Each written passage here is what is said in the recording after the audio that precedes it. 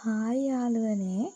ඉතින් ගොඩ දවසකට පස්සේ ඔන්න ඔයාලව බලන්න මම ඇවිල්ලා ඉන්නවා. ඉතින් මං ඔයාලව මේ විදිහට අද අරන් යන්නේ හන්තාන බර්ඩ්ස් පාක් එකට. අපි එහෙනම් ගිහින් බලමු එහෙ කොච්චර ලස්සනද කියලා. ඉතින් මම මේ වෙලාවේ මතක් කරන්න ඕනේ මෙහෙනම් අපි යන්නම ඕන තැනක්. ඇත්තටම මාරම නිස්කලංක පරිසරයක් තමා තියෙන්නේ. ඒ වගේම මේ රටට ආවේනික වගේම විදේශයන්ගෙන් ගෙන්වන ලද විවිධ වර්ගයේ කුරුළු වර්ග අපිට දැක ගැනීමේ හැකියාව පවතිනවා. ඉතින් මෙන්න මේ වගේ එන්ට්‍රන්ස් එකකින් තමා අපිට යන්න තියෙන්නේ. ඇතුළට යද්දී අපිට විවිධ වර්ගයේ කුරුල්ලන් දැක ගැනීමේ හැකියාව පවතිනවා. ඉතින් හරිම ලස්සන පරිසරයක් මැද්දේ තමා මේක නිර්මාණය කරලා තියෙන්නේ. හරිම මනසට මාරම සැහැල්ලුවක් දැනෙන්නේ මේක ඇතුළට ගියපුවාම. ඒ පරිසරයෙන් එන සිසිලස, ඒ වගේම මේ සතුන්ගේ කෑ ගැසීම් වගේ මේ වගේ දේවල් අපේ මනස රිලැක්ස් කරන්න අපේ මනසට හොඳම රිලැක්සින් එකක් වෙයි කියලා මම හිතනවා. ඉතින් මම නම් ගියේ ටිකක් රස්නේ දවසක. ඉතින් මෙන්න මේ ආකාරයට අපිට මොනරෙක් පිරිදහගෙන ඉන්න ආකාරයත් අපිට මෙතනින් බලා ගන්න පුළුවන් වෙනවා. ඔයාලට පේනවා ඇති වීඩියෝ එකේ ඉස්සරහට තව තියෙනවා අපිට සුදු මොනරෙක් පිරිදහන් ඉන්න ආකාරයත් දැක ගැනීමේ හැකියාව ලැබුණා.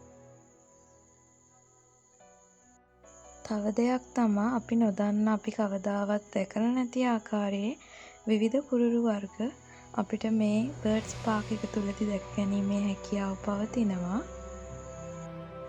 ඒ වගේම මෙන්න මේ මෙයාලා ප්‍රදර්ශනය කරලා ඉන්න මේ කුරුළු විශේෂවල එයාලගේ විස්තරයක් ඇතුළත් කරපු බෝඩ් එකකුත් අපිට ප්‍රදර්ශනය කරලා තියෙනවා. ඉතින් අපිට ඒකෙන් අපි නොදන්න කුරුල්ලන් ගැන දැනගැනීමේ හැකියාවක් පවතිනවා.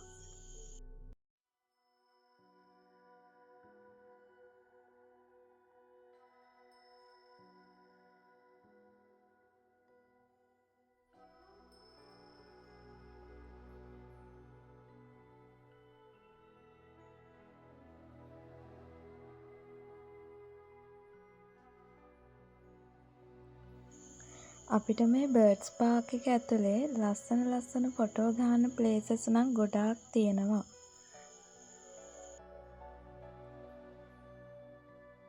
ඒ වගේම අපිට මහන්සි වගේ නම් අපිට රිලැක්ස් එකක් අවශ්‍යයි නම් ඒ වගේ අවස්ථාවලදී අපිට ඉඳ ගැනීම සඳහා බෙන්ච් වගේ දේවලුත් අපිට ඇතැම් තැන්වල දැක ගැනීමේ හැකියාවක් පවතිනවා.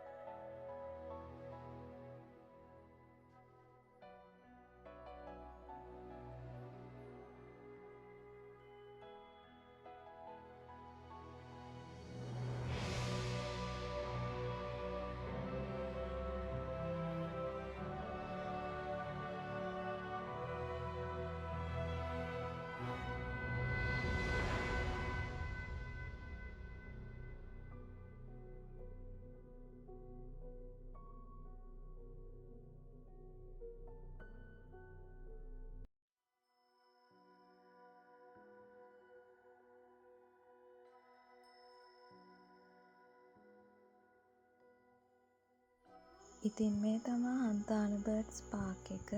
ඉතින් ආයෙත් දවසක මේ වගේ ලස්සන ව්ලොග් එකකින් අපි එහෙනම් හම්බෙමු. අදට මම ඔයාලගෙන් සමුගන්නවා.